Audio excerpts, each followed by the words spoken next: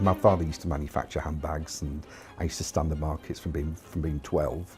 I was brought up in a business family, a trader's family. I started off in the fancy goods business. I had a cash and carry, and I was importing from China and from some places in Europe, and I branched off into shops. I had 7 shops at one point. And you get an instinct for it, and you can walk into a shop and just look at the shelves and see how the shop's doing.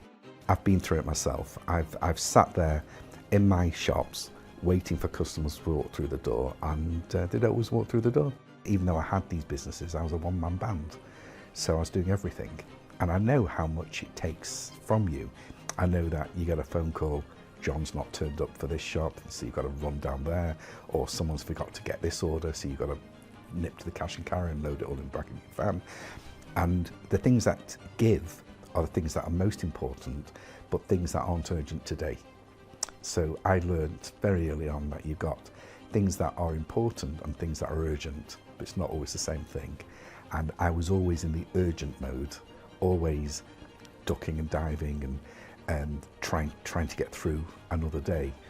And eventually I actually went bankrupt. And it was a very painful time in my life, and I had to start up again from nothing. So I decided that the best place for me to be was in maybe one of the professions rather than as a trader.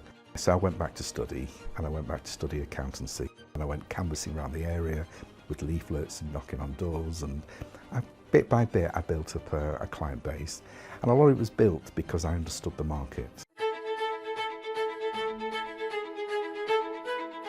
It was always about listening to people. It's all about listening to the problems they had. And what I tended to do was behind the scenes, put in things to make the problems go away. And that's how it just developed.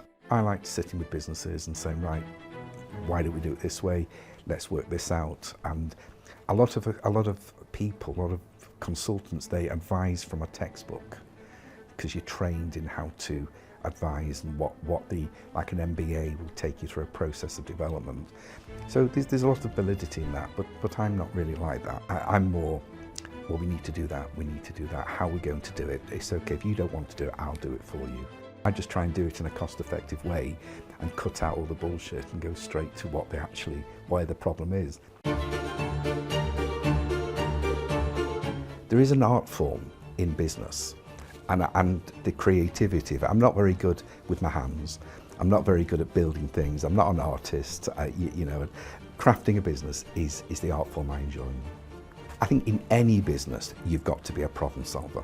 If you're not a problem solver, you're not really going to get anywhere. I think because a lot of accountants and business-minded, business-trained people, the whole act of business is one problem solving after another. Business has patterns, it runs in ebbs and flows, and its patterns are, what I'm good at is putting infrastructure into places, and I'm good at watching the flows and watching the patterns and seeing what happens next. It's just what I do. I'm glad I enjoy doing it, I'm glad I get results,